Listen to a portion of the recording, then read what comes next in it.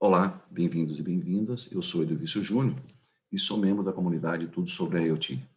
Hoje nós vamos falar sobre um tema extremamente atual e cada vez que ele ganha ganha muita força durante a pandemia, que é como se medir a efetividade de projetos de transformação digital. Todas as organizações, o mundo todo está passando por uma tremenda revolução que tem na digitalização dos seus negócios, seus processos, o alicerce para uma competitividade na nova economia. E é necessário, então, que se meça a efetividade dessas ações. Cada vez mais, as métricas que se usavam até então nos modelos convencionais de processo não se aplicam, na sua grande maioria, aos processos, às ações de digitalização dos negócios, da evolução cada vez mais crescente da inovação, da incorporação de tecnologias disruptivas nos negócios das corporações. Então, hoje nós vamos apresentar como se medir, mas antes é importante entender quais são os requisitos para que você tenha uma efetiva transformação digital na sua organização. Porque apenas implantar métodos ágeis de desenvolvimento, de se medir a efetividade dessas ações, não te garante o sucesso dos projetos. Então, na prática, existe todo um dever de casa que as organizações têm que fazer, que é preparar a organização para uma cultura de inovação, uma cultura digital, para que essa transformação digital seja efetiva. Na prática, que se vê, na realidade, nas grandes coisas do mundo como um todo, a expressiva maioria dos projetos atuais de transformação digital não tem tido o sucesso desejado. Entre 20% e 25% dos projetos têm tido o sucesso que as organizações precisam. E muitas falhas são cometidas durante esses projetos, e uma delas, uma das principais, é investir fortemente em tecnologia e esquecer e ignorar que o maior processo de uma organização para atingir a transformação digital é a mudança cultural, é a incorporação de uma cultura de inovação, ou seja, é cada vez mais envolver os colaboradores no processo de transformação.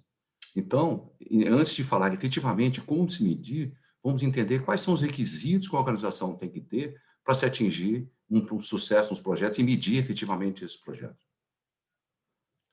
Bom, vamos então, eu sou Edelvício Júnior, esses são os meus dados, eu sou membro da comunidade de estudos sobre a IoT, eu sou especialista em inovação e transformação digital da Embrapi, que é a empresa brasileira de pesquisa e inovação industrial, eu sou professor convidado da Fundação Dom Cabral em temas relacionados com a internet das coisas, competitividade e transformação digital, eu também sou articulista do portal IT Fórum da IT Mídia, eu tenho uma coluna onde eu escrevo sobre transformação digital, inovação e internet das coisas.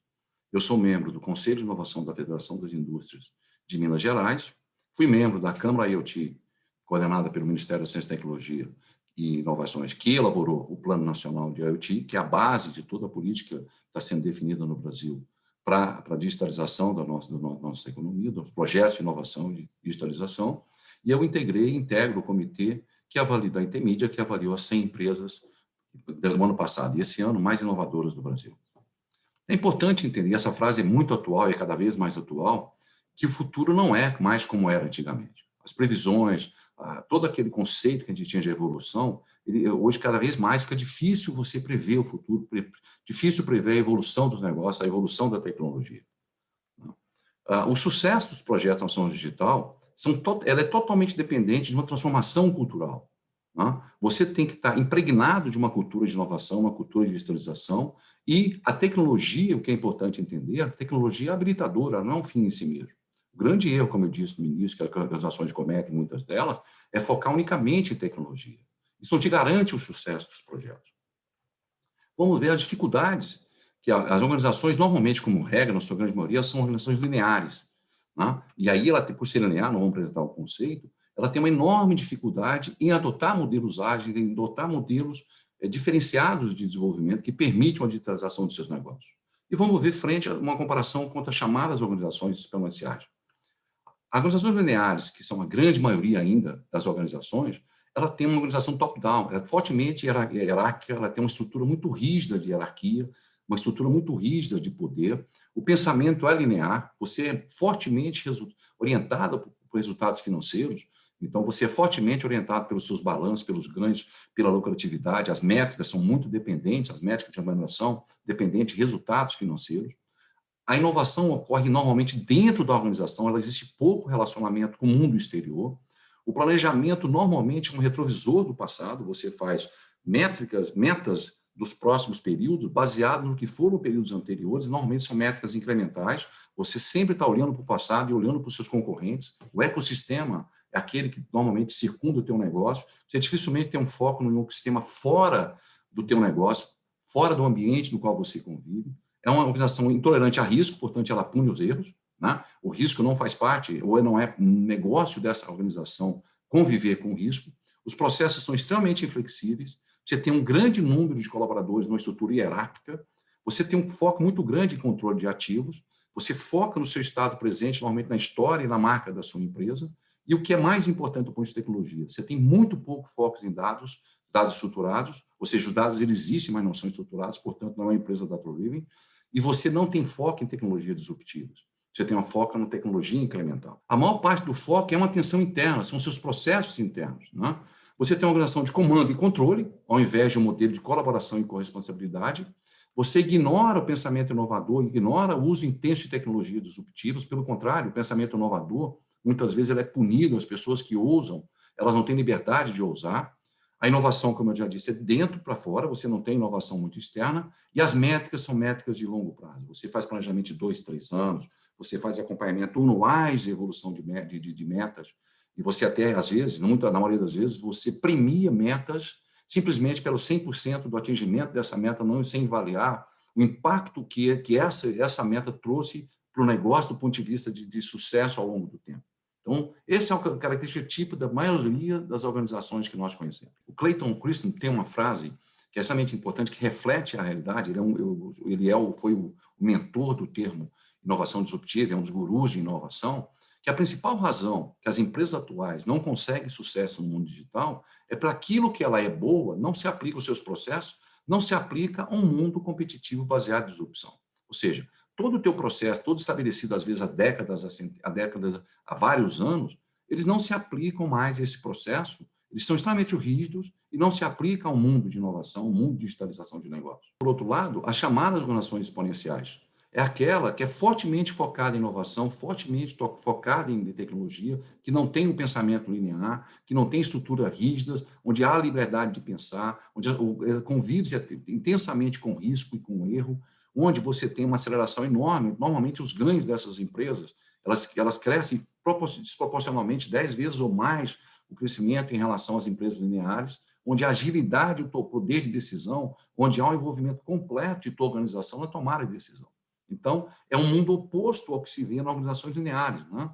E você tem um uso intenso cada vez maior nessas organizações de tecnologias disruptivas. A tecnologia é incorporada ao processo não como um fim em si mesmo, mas como um fim de atingir um objetivo maior dentro de um processo maior de mudança de modelo de negócio, né? Se a gente for ver essa curva, que é uma curva muito interessante, que mostra uma diferença clara entre as organizações lineares, que têm crescimento incremental, sempre de foco no passado, crescimento percentuais, que se contenta com percentuais, às vezes, muito pequenos, e ele vai crescendo ao longo do tempo.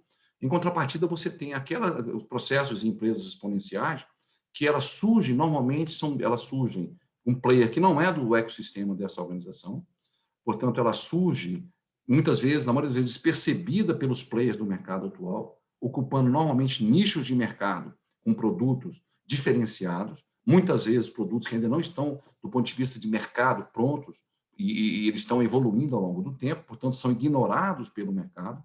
Só que, gradativamente, esses produtos e esses serviços atingem uma curva exponencial que conquista o mercado e, muitas vezes, sucumbe uma empresa já estabelecida de um mercado ou de um segmento de mercado.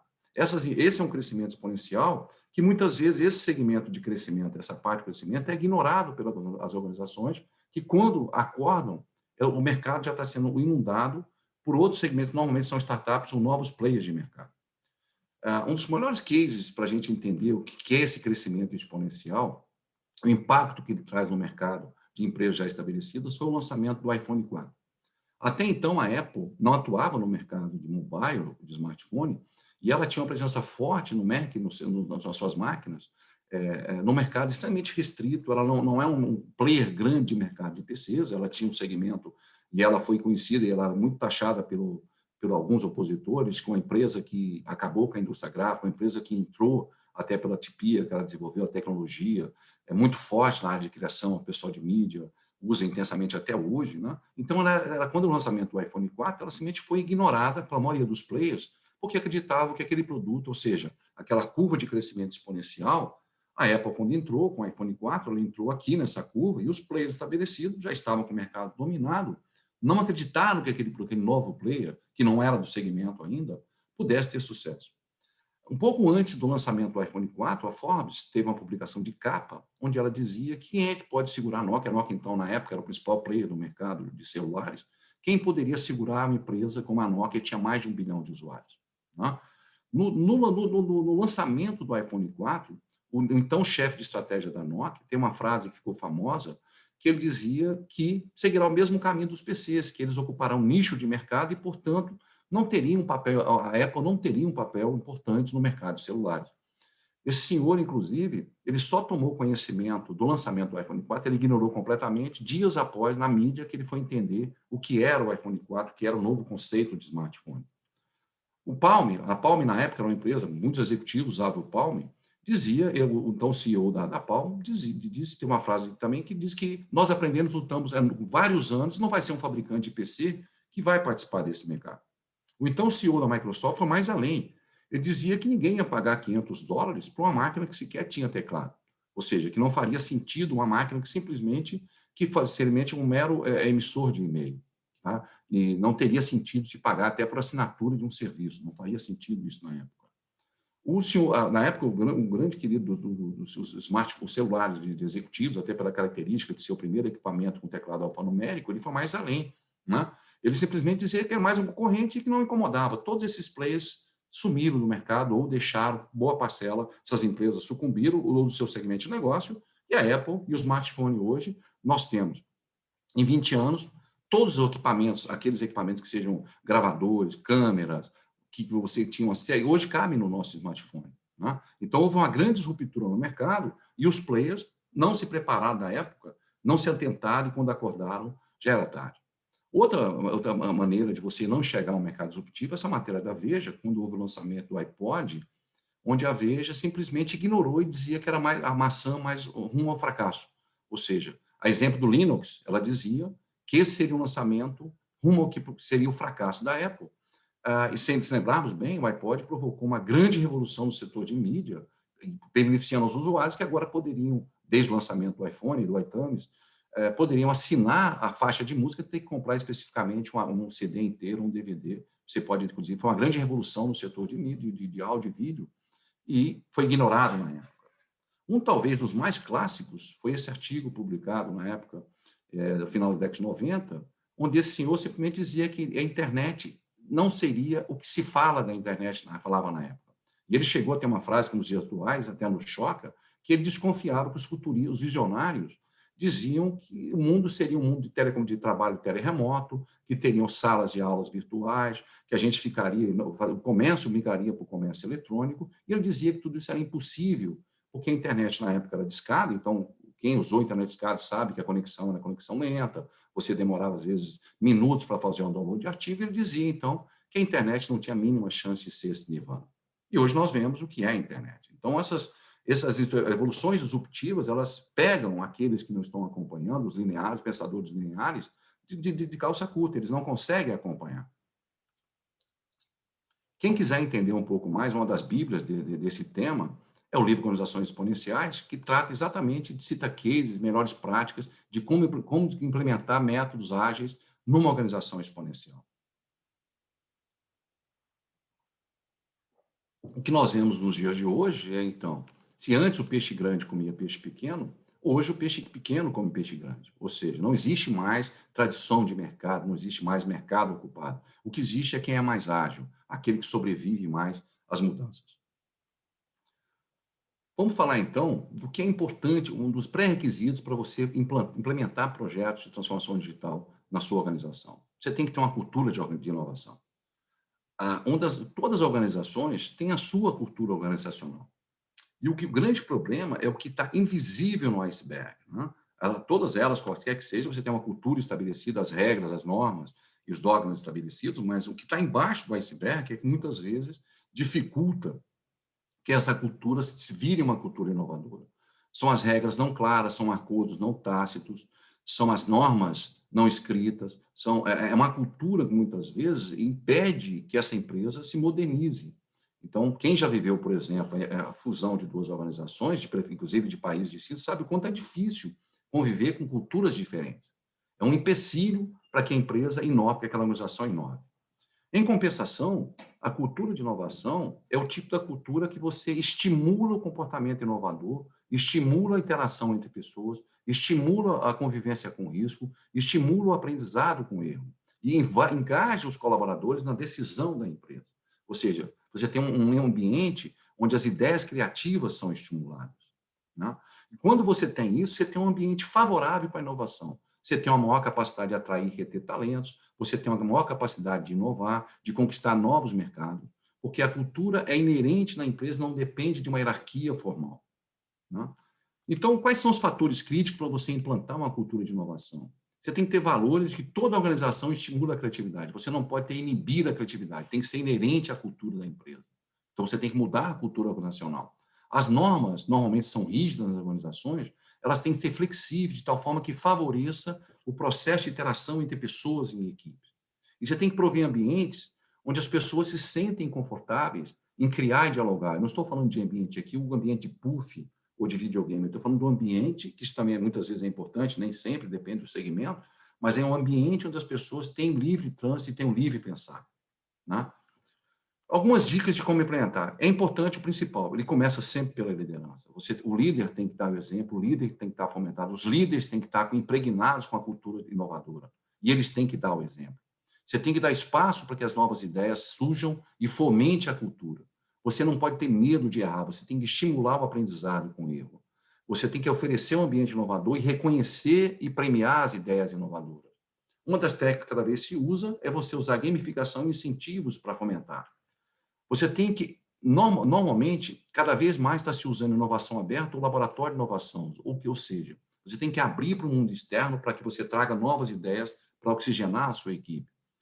Normalmente, cada vez mais se usa formas ágeis de desenvolvimento, e aí que nós vamos falar no final da apresentação sobre o OKR e o KPI, formas ágeis de desenvolvimento e de validação de métricas, ouvir, ou seja, tem sua empresa, uma organização focada no cliente, qualquer que seja ele, não iniba os funcionários questionadores, isso é um ponto muito crítico.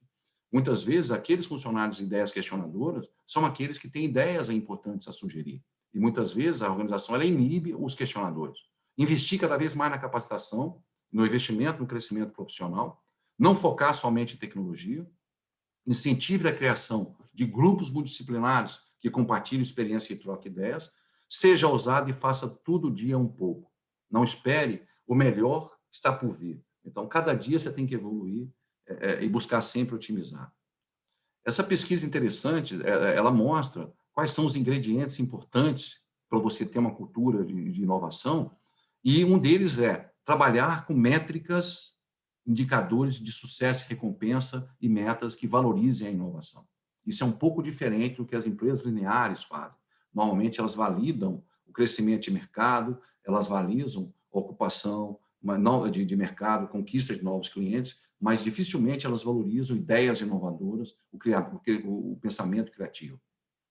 Um livro que é um livro free que eu recomendo, que está disponível na internet, para quem gosta de avaliar formas diferentes de premiar os seus colaboradores, esse book do Bob Nelson, ele é free, e ele dá dicas interessantes, sugestões interessantes, como premiar ideias inovadoras. E essa frase do Jack Welch é extremamente interessante. Em vez de você estabelecer metas específicas, estimule os seus colaboradores a usarem, a fornecer ideias novas que eles tiverem. Estimule que eles pensem algo fora da caixa, né? Eu vou dar dois exemplos aqui. Eu vou dar dois exemplos do impacto que existe numa cultura de inovação aberta e clara. E essa primeira dela é da Tesla, que para mim é uma das empresas mais inovadoras que tem hoje no mundo, que o Elon Musk escreveu o anti-book da empresa, ou seja, aquilo que o cara não pode fazer, né? Então, a primeira meta é: nós somos a Tesla, nós estamos mudando o mundo e estamos dispostos a arriscar tudo. Por si só, já diz que todos os colaboradores são parte de um processo. Um funcionário deve fazer tudo em seu poder para maximizar a próxima performance. Os funcionários devem sair das reuniões para a qual não esteja, pense que não esteja contribuindo. Hoje, na Tesla, tem um dogma que reunião de mais de 6 pessoas não faz sentido, tem que ter um motivo muito justo para ter uma reunião de mais de 6 pessoas. Os funcionários devem ter a atitude de superar políticas corporativas, ou seja, tem livre pensar e livre agir. Todos devem poder falar com qualquer outro funcionário, inclusive com o próprio CEO da empresa. Não existem regras hierárquicas. E cada funcionário é obrigado a reportar problemas que ele vislumbre, mesmo aqueles que não estejam na sua alçada. Ou seja, cada um tem o dever de participar do modelo de negócio, de participar da evolução da empresa. Outra frase interessante do CEO da Netflix, que ele comentou que o modelo dele é tão descentralizado, tão participativo, que às vezes ele fica tomando decisões, ações que a Netflix adotou pela mídia. Ele sequer é comunicado. E, às vezes, ele fica até um trimestre inteiro sem tomar uma única decisão estratégica, simplesmente participando de discussões, mas a equipe tem autonomia completa de inovar e de assumir riscos. Isso é uma característica da cultura inovadora. Eu não sei quantos de vocês, vendo essas 3 fotos, lembra o que aconteceu, que situação foi essa. Você tem um homem na Lua, você tem o presidente Kennedy e você tem uma pessoa, um senhor, limpando o chão. O que essas 3 fotos por si só, o que elas significam e elas estão linkadas, não? Essas fotos, esse fato ocorreu, isso ocorreu quando o presidente Kennedy, poucos dias antes do lançamento da nave Apollo, que fez o pouso do primeiro homem na Lua, esteve na NASA, e ele estava visitando a NASA e viu num canto um senhor limpando o chão.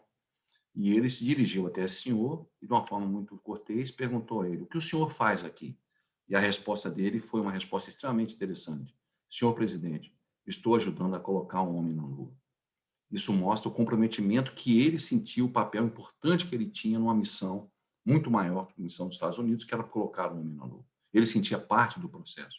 Portanto, ele estava impregnado da cultura de inovação que a NASA tinha naquele projeto. Além da cultura de inovação, na transformação digital, não basta que você tenha uma cultura de inovação, porque você pode ficar simplesmente numa cultura de inovação incremental. Né? É importante que você migre para uma cultura de inovação e cultura digital. Né? O que é uma cultura digital? Tem um estudo muito legal do MIT, da Deloitte, desculpe, tem um estudo da Deloitte que aponta uma coisa muito interessante, né? Que ele avalia o sucesso, os fatores de sucesso de implementar uma cultura digital numa organização. Né? Então, é um esforço de mudança de conceito e de cultura, não é algo trivial, portanto, você não implementa a transformação digital da noite para o dia. Todos os executivos, todos precisam navegar e ter skill digital, infelizmente isso não é verdade nas corporações de hoje, nem todos os executivos têm cultura e têm skill digital, e é fundamental que você trabalhe e incentive os talentos digitais. Né? Parece óbvio, mas é o que a maioria das organizações hoje, infelizmente, não possuem. Né? Uma empresa que está atrasada no mundo digital, ela não tem espaço para tentar algo diferente.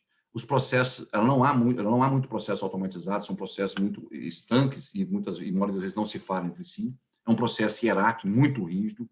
A centralização de decisão é o top-down. As pessoas não têm liberdade de errar, as empresas não fazem uso estratégico de dados, não são empresas da Torre, porque os sistemas não se interrelacionam, não existe processo de inovação aberta, não há produtos digitais que gerem receita e não são adotados modelos ágeis. Né?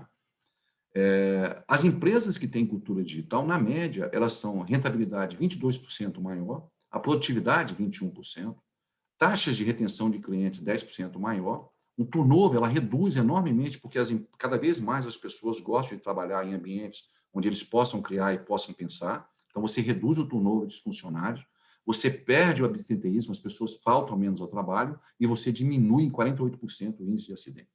Então, o benefício não é só um benefício do negócio, é na retenção e na produtividade dos funcionários. As empresas mais maduras, elas são menos hierárquicas, mais colaborativas, mais abertas à experimentação, mais arrojadas e mais rápidas para agir. Por isso, elas se tornam exponenciais. Né?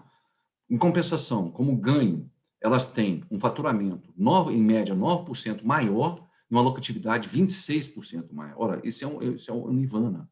Porque o que incrível é, com todos esses números, por que a maioria das organizações hoje não se tornaram digitais? A gente vai ver daqui a pouco, embora seja algo que é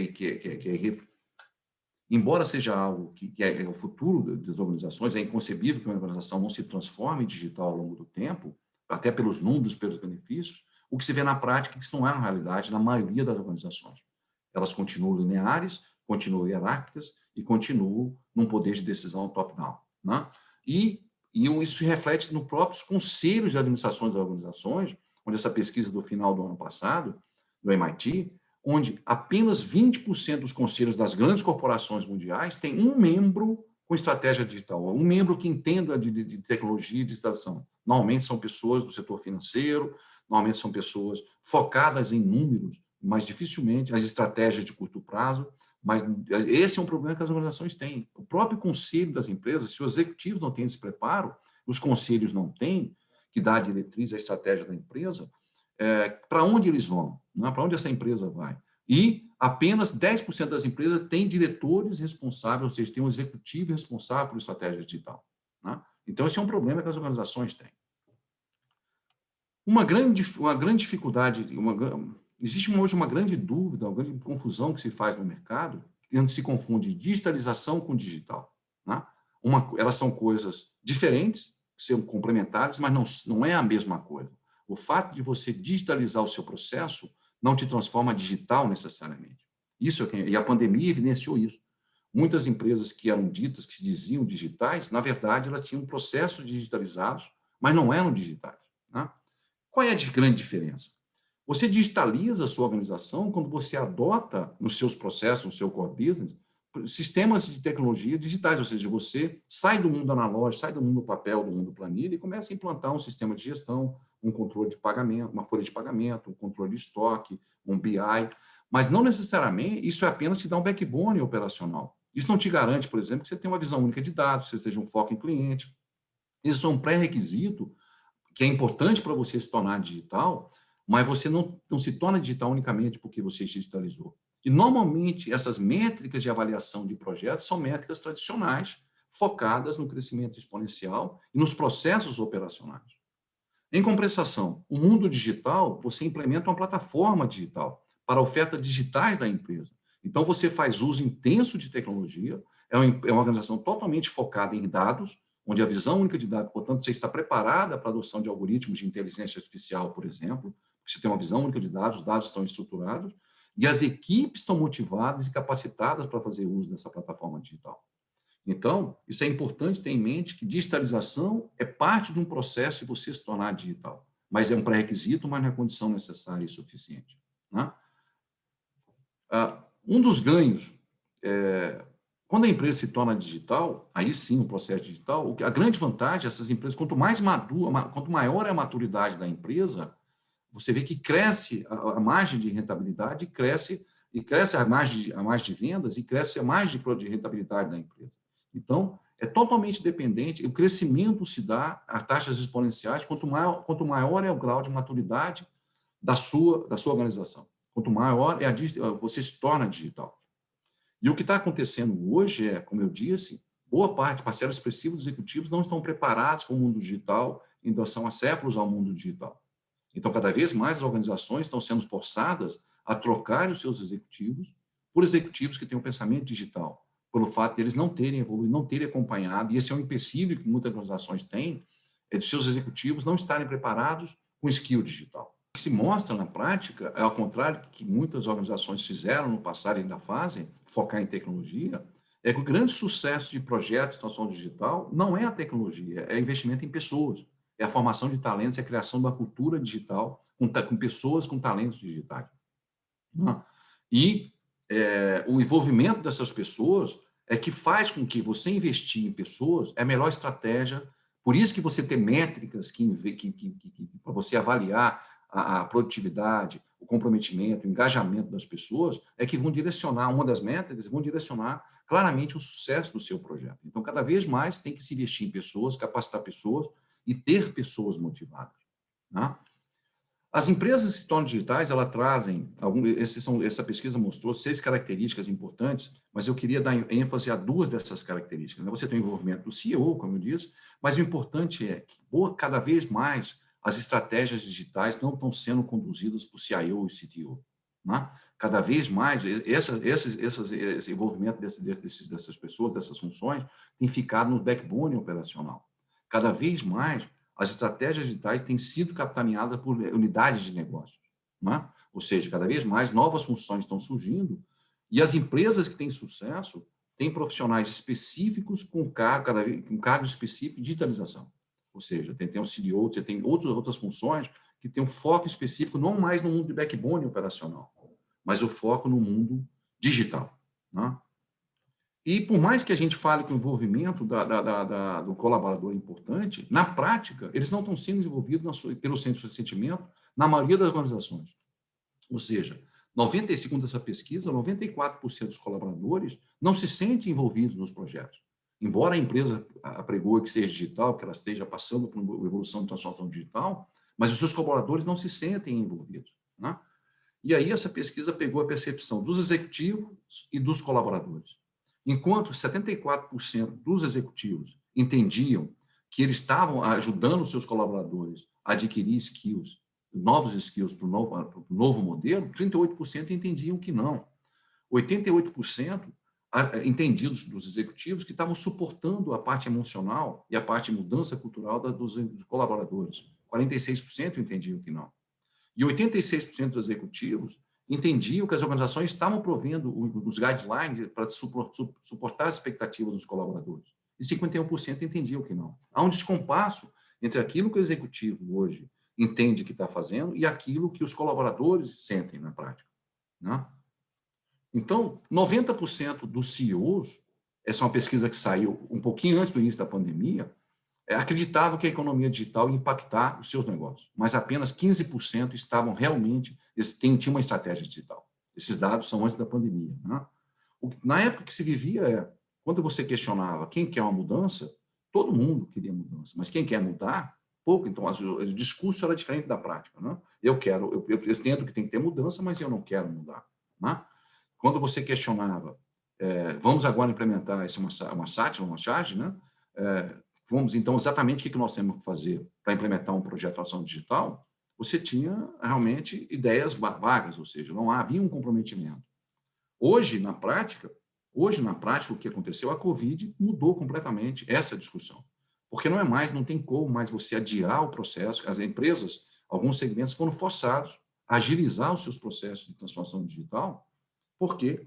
Porque se viram obrigadas a mudar o seu modelo de negócio. Então, 80% dos executivos entenderam que foram obrigados a implementar o projeto de transformação digital, né? E aumentaram investimentos em projetos de digitalização e criar iniciativas em termos do ambiente colaborativo. Então, a pandemia provocou uma completa disrupção no modelo de transformação digital. Nós vimos, então, um contexto de um pré-requisito, ou seja, não adianta você adotar uma métrica para medir a efetividade de um projeto de transformação digital se sua organização não está preparada, se a sua organização não está preparada, ou seja, não tem um ambiente para que você tenha efetividade desses projetos. Senão, você vai medir o fracasso, você vai concluir que os investimentos não tiveram o retorno desejado. Porque toda vez que você infere o resultado de projeto de transformação digital unicamente por métricas financeiras, você se frustra muitas vezes, porque nem sempre o resultado é no curto prazo. Então, é importante que você tenha, primeiro, na organização, todo um ambiente preparado para você, daí o sucesso da transformação digital, é ter uma cultura de inovação, uma cultura digital e pessoas capacitadas, com lideranças capacitadas, com cultura inovadora. Vamos ver agora uma das técnicas que é mais utilizada, que cada vez mais está sendo utilizada, que é o conceito de OKR e KPI. Se falar sobre o conceito de OKR e KPI, uma frase que eu acho muito interessante é: de que adianta a bússola se eu não sei onde estou? Se eu não sei onde estou, não faz diferença se eu vou para o norte, para o sul, para o leste ou oeste.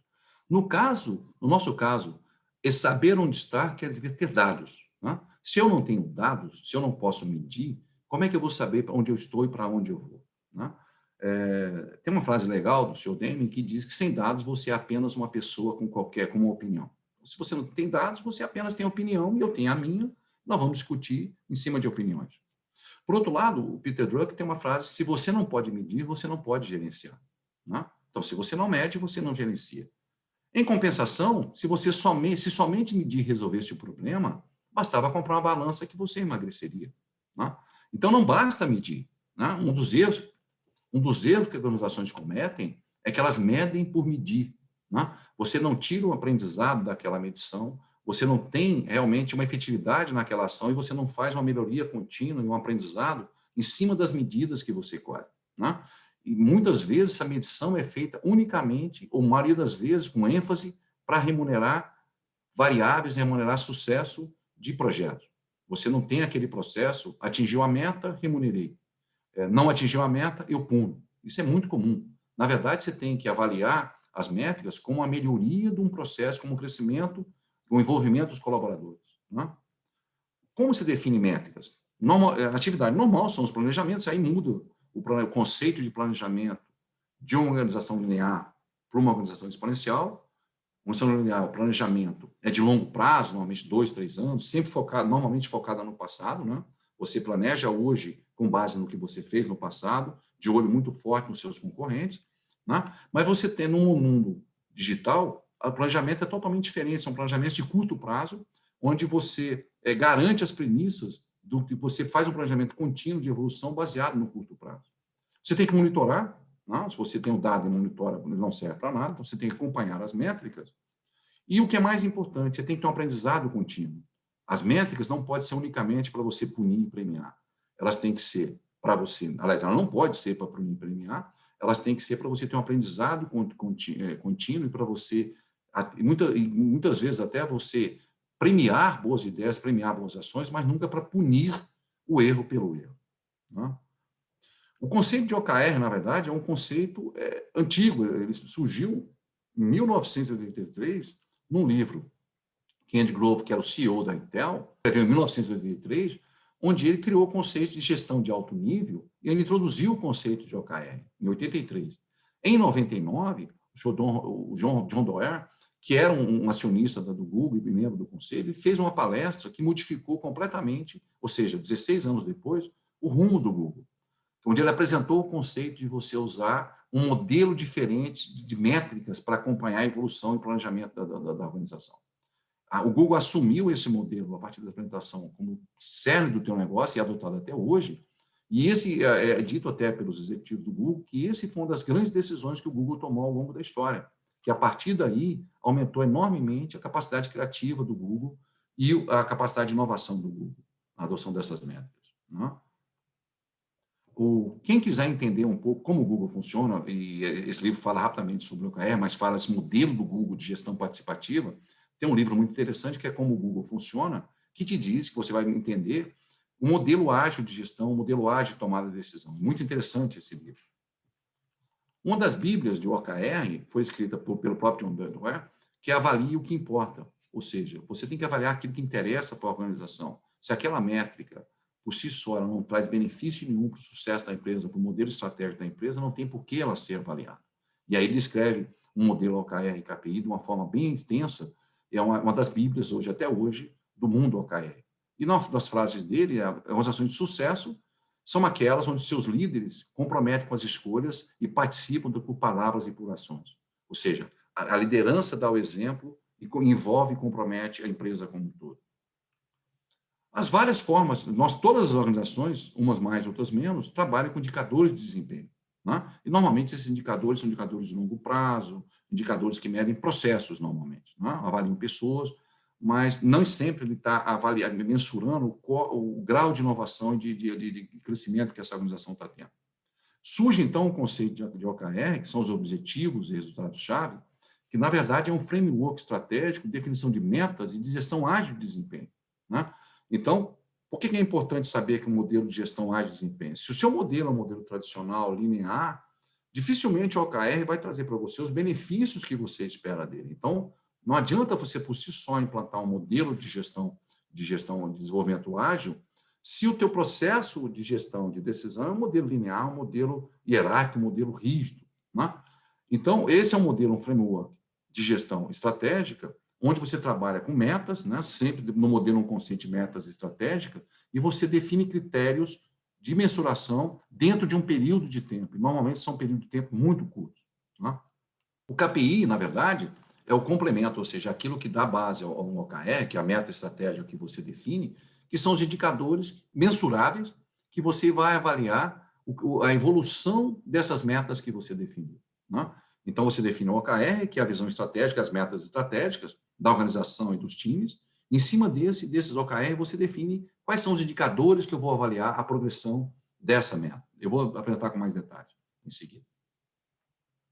Então, o objetivo sempre está ligado a metas e objetivos organizacionais amplos, né? São metas amplas e que devem ser alcançadas no futuro, e normalmente esse futuro é no curto prazo. Essa é uma grande diferença. Você não faz metas de 2 anos, de 3 anos.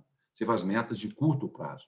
E ela define uma direção clara, para onde a organização está indo, para onde aquele time está indo, né? E aquilo que tem que ser seguido e aquilo que tem que ser almejado. Para onde eu quero seguir, para onde eu quero chegar, e dou uma direção clara. O indicador, você monitora o indicador, você monitora o crescimento da evolução. Então, você define métricas de como você, mensuráveis e de fácil mensuração, que você mede o crescimento, a evolução do crescimento daquelas metas, até que você atinja ou não o objetivo definido no OKR. Alguns indicadores, você até define a iniciativa, ou seja, quais são as ações que eu vou tomar para poder cumprir esses indicadores. Então, o indicador é um número, é algo, um percentual, é algo que seja mensurável. O indicador são as ações que você vai tomar para cumprir aquele OKR, né? Então, você tem sempre no modelo de OKR um objetivo claro, definido, muito claro, as métricas que você vai adotar, ou seja, como eu vou mensurar a evolução. Eu tenho que ter um alvo, e normalmente esse alvo é baseado no alvo estratégico da organização, tem que ter um foco, ela não pode ser por si só algo isolado do contexto maior, e tem que ser avaliada permanentemente, né? Tem um princípio básico de um OKR, que é eu irei, a minha organização irá alguma coisa, conforme medido por. Então, é muito simples. Você define uma meta estratégica, normalmente, e ela tem que ser muito simples do ponto de vista até de memorização. Eu irei atingir 30% de lucratividade no próximo trimestre. E as ações que eu vou ter que ter, sempre mensuráveis, para chegar a esse resultado, né? Então, se a gente for ver, do ponto de vista de um carro, por exemplo, o OKR seria o seu GPS, né? Ele te dá aonde você quer chegar. O KPI seria, os KPIs, os indicadores, seriam, por exemplo, os indicadores serão os sensores do teu carro, o painel de controle que te mostra quantos quilômetros você andou, como é que está o teu combustível. Ou seja, eu tenho a direção estratégica, que seria um GPS, e os indicadores seriam o painel do teu carro, os sensores e o mostrador do teu carro, que te diz quanto você está evoluindo para chegar naquela direção, né? O que é importante, esse Rick Law é um sócio do Google, que tem vários artigos e vários, inclusive tem um vídeo famoso que cunhou, que marcou um vídeo que é muito interessante, dele, que define claramente como o Google usa o OKR e KPI. Ele diz uma coisa que é clara: os objetivos têm que ser sempre ambiciosos, você não pode se contentar com mais do mesmo, você não pode querer crescer em relação ao que você cresceu ano passado, você tem que ter uma visão de longo prazo com ações de curto prazo, né? E tem que ser, o que é importante, desconfortáveis. O Google não premia quem atinge 100% das metas, né? Porque se você atingiu 100% das metas, você não foi ousado, você não gerou metas desconfortáveis para você. Então, o Google tem uma estratégia 70-20-10, onde ele entende que se você tem que atingir, você tem que propor metas que sejam inalcançáveis naquele momento, mas que serão alcançáveis em um dia, ou que dela virão outras metas alcançáveis. Então, as metas, os objetivos têm que ser ambiciosos, né? Para quem está entrando nesse mundo, eu recomendo esse e-book, é um book do Felipe Castro, é muito interessante, ele tem dicas, ele tem várias publicações sobre a OKR. Esse guia dele, que é o Guia Iniciante do OKR, tem várias dicas, vários conceitos. Então, para quem está iniciando, quem quer entender com profundidade, é uma literatura, é um e-book, está free na internet, ele tem vários outros livros, eu recomendo, porque é muito interessante. Você tem 3 níveis de indicadores em qualquer organização, e você sempre começa pelo estratégico, que dá o norte da organização. Dos indicadores estratégicos, você deriva os outros OKRs, né? Desculpe, dos OKRs estratégicos, você deriva os OKRs táticos e operacionais, embora você pode ter alguns OKRs específicos de time, mas basicamente você tem 3 grandes blocos de indicadores que você vai trabalhar. Os OKRs estratégicos, os OKRs táticos, que são focados nos departamentos, nos times, e operacionais, que é no dia a dia da empresa, né? Você tem várias classes, e aí é infindável o número de classes de KPIs.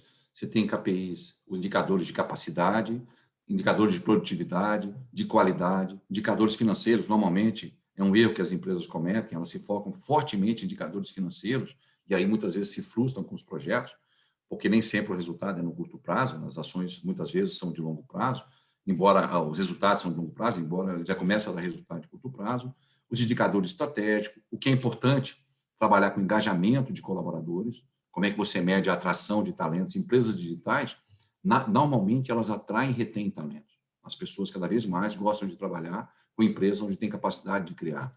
O foco no usuário, quanto que eu estou medindo a eficiência e eficácia das minhas ações no meu cliente, as ações de marketing.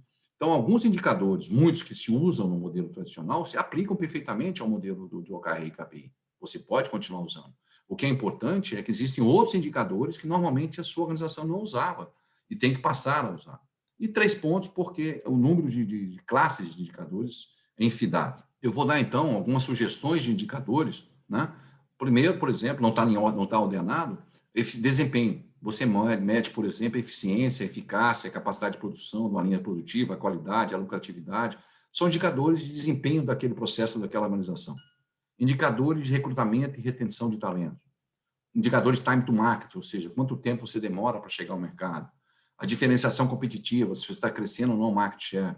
Outro indicador, percentual da receita sobre lucro de produtos ou serviços introduzidos nos últimos meses, ou nos últimos anos.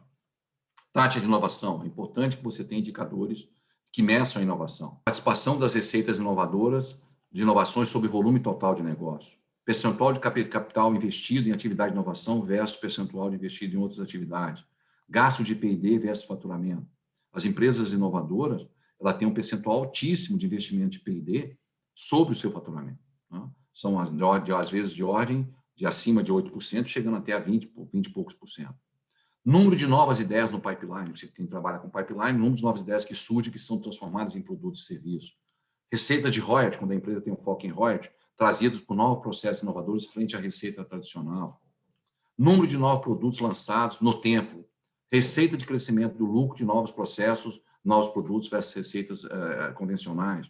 Qualidade de processos, e aí tem vários itens de qualidade de processos, muitos deles até que as organizações já usam, tipo o OTIF, que é o tempo da logística, se o tempo, não, desculpa, a qualidade da logística, da entrega, se entrega no tempo, o produto correto, chamadas atendidas por mês, os resultados financeiros, que é óbvio, vai trabalhar com ROI, é inequívoco que você vai trabalhar com ROI, aumento de produtividade, aumento de receita, indicadores de inovação, que é o sucesso da inovação, que é o total de taxa de projetos com sucesso e total de projetos explorados, né? Quantos dos projetos você desenvolveu que deram resultado e quantos não deram. E aí você não pune o fracasso, não é fracasso, você faz um aprendizado daquele sucesso.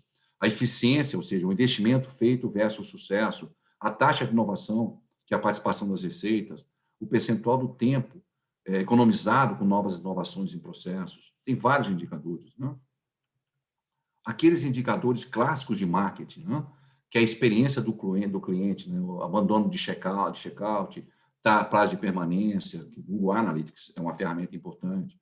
A satisfação, que é o NPS, que é amplamente utilizado, que é a vontade dos clientes em recomendar o teu produto e o teu serviço, quanto que você atrai o cliente, quanto você fideliza, quanto você perde, que é o churn rate, quanto você converte, é o custo de aquisição de clientes. Todas essas métricas fazem parte de um OKR maior, de uma ação maior estratégica, para você avaliar.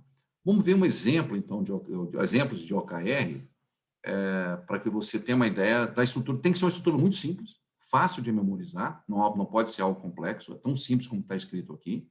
Aqui são exemplos, por exemplo, um OKR seria tornar-se reconhecida como empresa inovadora, né? Quais são as ações? Obter 3 menções em veículos de comunicação especializada. Por exemplo, quais são as iniciativas? Então, você sempre tem um número mensurável, né? E num prazo que você define quando define um OKR. Executar 5 campanhas de divulgação nos casos de inovação. Outro exemplo de um OKR, de um objetivo, oferecer uma ótima experiência ao cliente. Por si só, se eu não posso medir, eu não tenho como chegar a esse resultado. Como é que eu vou medir? Vou manter o NPS acima de 85% e vou aumentar a minha taxa de recompra num intervalo, isso é muito comum e deve se usar sempre possível intervalos, né? De onde você está para onde você quer chegar, de 50% para 75%. Quais são as ações? Vou realizar uma pesquisa com 90% dos compradores e enviar cupom de 5% de desconto nas compras superiores a R$ 200. Então, veja que uma estrutura é uma estrutura muito simples. O que é importante é que elas estão alinhadas a uma estratégia maior. Né? Cada time, cada grupo tem os seus OKRs, tem os seus KPIs, cada grupo que vale, que eu não vou falar na frente, que faça sentido ter. Não é obrigado que toda organização trabalhe com o conceito de OKR. Né? Outro exemplo de OKR, por exemplo, criar uma cultura que atrai e retém colaboradores da equipe de IA, de inteligência artificial. Uma cultura, eu estou criando uma equipe, eu quero atrair e quero reter. Uma meta estratégica que eu defini. Eu tenho que obter um indicador 1, no mínimo 200 inscrições no meu processo seletivo. E eu vou mensurar isso aí. Um indicador 2, eu tenho que obter a avaliação de, no mínimo, 90% de satisfação do meu processo seletivo. As pessoas têm que entender e gostar do meu processo. E terceiro, eu tenho que atingir, no máximo, 3 ligamentos no período. Então, com isso, eu consigo medir a efetividade dessa meta. Outro objetivo, outros exemplos. Vejam que são muito simples do ponto de vista de redação e tem que ser fáceis de memorizar. Atingir o superávit financeiro para a empresa. Essa é uma meta estratégica de um grupo da organização. Aumentar a receita em 35%, aumentar o ticket médio dos clientes em 25% e reduzir o custo fixo em 25%. Então, são ações específicas que eu vou mensurar no tempo, né? E, no fim, eu vou chegar a uma avaliação da efetividade das minhas ações e vou rever ao longo do tempo. Algumas dicas úteis. Algumas dicas úteis de como estruturar um modelo de OKR na sua organização. A primeira é, óbvio, pré-requisito. Tem que criar uma cultura de inovação e digitalização se você quer ter um processo de transformação digital. Criar um modelo de OKR numa organização linear, focada, e é muito difícil você atingir o sucesso, você vai apenas medir a sua ineficiência ou a sua ineficácia em algum processo. Não quer dizer que você não vai ter ganhos, você vai ter ganhos, mas não necessariamente você vai se transformar numa empresa digital simplesmente porque você implementou um modelo de acompanhamento de métricas no conceito de OKR e KPI. Tem uma frase do Andy Grove que é muito interessante, né? Que é um erro que as empresas não podem cometer, é avaliar performance a partir de métricas, unicamente avaliar performance. Né? Ele tem que ser um input para você avaliar, mas o colaborador não pode ser punido simplesmente pelo fato dele ter proposto indicadores que ele não atingiu 100%. Né? O fato de ele não atingir 100%, muitas vezes, na maioria das vezes, significa que ele foi ousado, que ele sabe que ele propôs muitas vezes algo que é impossível de ser atingido, mas ele buscou atingir aquele indicador ou aquele OKR. Né? Então, se pode usar o modelo simplesmente para medir performance e premiar e punir colaboradores e times, num conceito que é muito comum no mundo linear. Né? Algumas dicas importantes de como estruturar um modelo de OKR na sua organização. Né? Um modelo baseado em objetivos-chave de resultado. Começa-se sempre pela definição dos OKR estratégicos, do modelo de negócio da organização, seja qual for ele. Né? E com ampla participação naquilo que for possível. A ideia é que essa discussão seja o mais ampla possível e colaborativa. A partir das metas estratégicas e dos indicadores estratégicos, os times definem os seus OKRs táticos, né? Do seu grupo, os operacionais. Normalmente, quase sempre vinculados ao atingimento dos OKRs estratégicos da organização. As equipes devem contribuir. As equipes podem ter OKRs locais, mas a maioria, como eu disse, vinculadas a um OKR estratégico. O ideal, o que é importante, é que você não tenha um número muito grande de indicadores para avaliar cada OKR. Então, não adianta você criar uma meta, tenha 10 indicadores para avaliar. O número recomendável é que fique de 3 e 5 KPIs. Ou seja, cada OKR, cada objetivo-chave, você tenha 3 a 5 indicadores para você monitorar. Né? Priorize indicadores com visão de curto prazo, a não ser os indicadores estratégicos, que são visões de um prazo maior, né?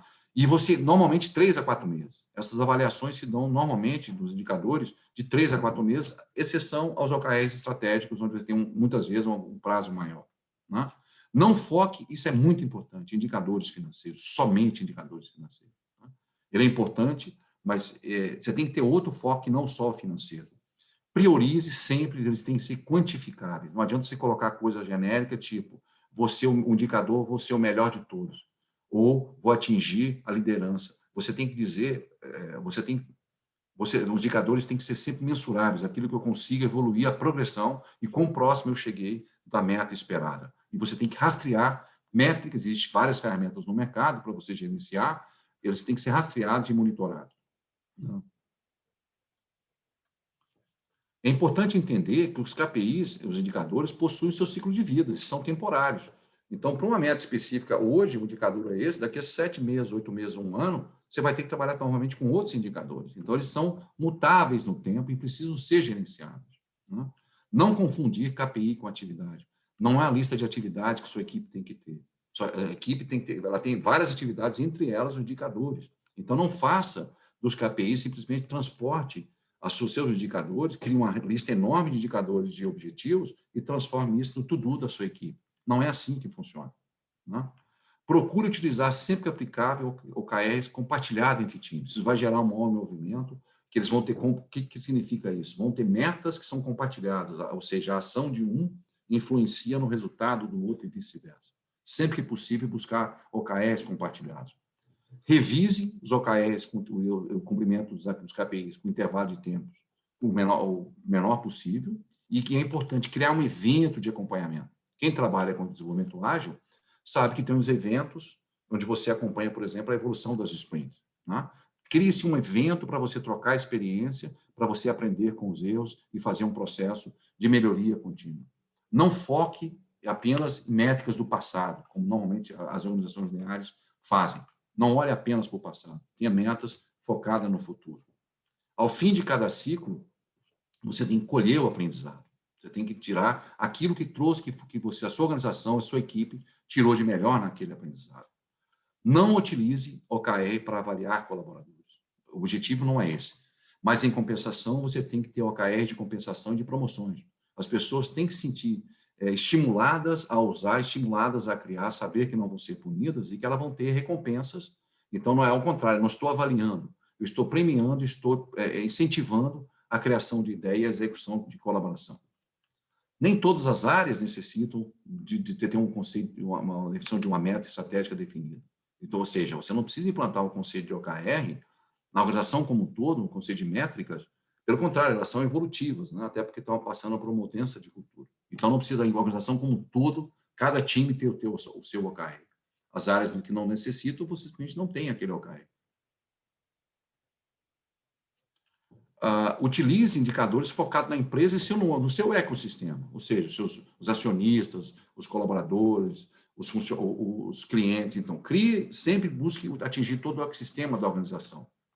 Evite silos, evite criar grupos, são os grupos escolhidos, ou seja, esse tem e esse não tem.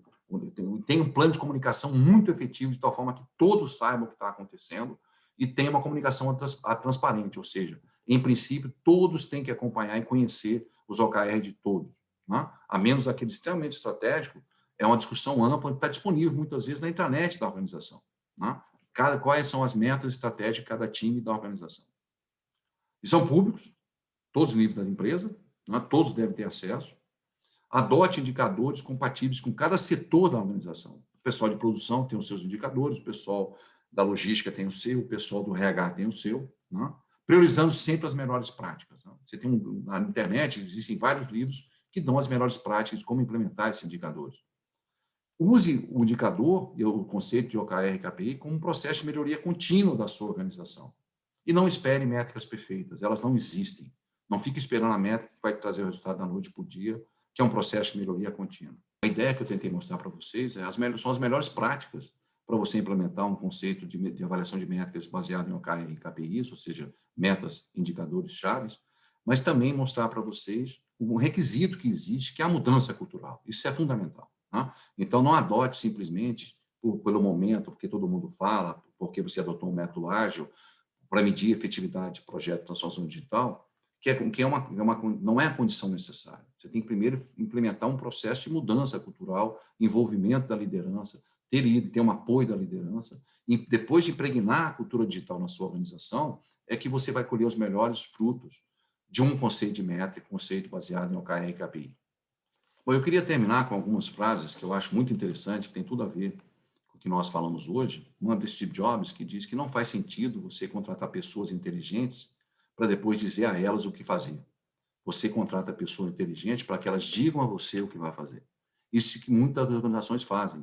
Você quer ser inovadora, você quer ser digital, e você contrata pessoas que você, teoricamente, quer que elas contribuam, e depois dá um guideline para ela do que não pode fazer. Você ingessa essa pessoa. Né? Então, as organizações têm cada vez mais que contratar pessoas que são capazes e dar a elas liberdade de criar. E aí, sim, elas vão atingir sucesso nos seus projetos. Não há nada, essa frase de Einstein é uma frase muito antiga, mas é interessante, não há nada mais insano do que você fazer a mesma coisa sempre e querer resultados diferentes. Ou seja, se você não mudar a sua cabeça, o seu processo, a sua cultura, você vai sempre atingir o mesmo resultado. Então, não é uma métrica que vai dizer que você tornou-se uma empresa digital ou não, você está tendo resultado. A métrica, ela avalia, ela te dá indicadores, ela te dá direções. Mas se você não fizer o dever de casa antes, você vai continuar tendo o mesmo resultado, medido de uma outra forma. Né? É preciso agir rápido, porque o futuro se torna rapidamente, passado rapidamente. Né? O Facebook, YouTube, Twitter, logo, logo serão passado, serão substituídos por outros, como já foram, como já tivemos vários, tivemos o MSN, tivemos o chat, tivemos o Wiki, né? Foram substituídos e o futuro se torna, o presente se torna passado muito rapidamente. Né? E uma dica para todos vocês é, quando o ritmo de mudança de dentro da empresa for ultrapassado pelo ritmo de mudança fora dela, o seu fim está próximo. Ou seja, as empresas continuarem não voltadas para a mudança profunda em seu modelo operacional. O mundo não está atenta ao mundo de mudança que está ocorrendo. Estiver focado unicamente no seu modelo de negócio atual, nos seus concorrentes atuais, elas tendem a ter um sucesso muito grande no futuro não muito distante. E, por último, uma mensagem que eu queria deixar, e eu espero que essa palestra traga para vocês a motivação, é que tem certos dias que a gente acorda sem motivação. Tem dias que a motivação nos acha. Né? Então, essa figura do urso correndo atrás do ciclista, eu espero que eu possa ter plantado em vocês alguns insights de que vocês, aqueles que ainda estão no mundo analógico, no mundo linear, acordem para mudanças que são necessárias e que façam uso efetivamente da tecnologia, de novos processos, modelo ágil de gestão, modelo ágil de desenvolvimento, e que use métricas que avaliem como o modelo KPI, como você tem um modelo de metas e indicadores, não quer dizer que seja o único, mas cada vez mais tem sido usado, para manter a efetividade do seu processo de transformação digital. Né? A transformação digital, muito mais que uma oportunidade, é uma questão de sobrevivência nos dias de hoje. Muito obrigado, e eu espero ter colaborado eu espero ter colaborado e trazido para vocês insights importantes para o seu trabalho profissional, para o seu dia a dia. Muito obrigado.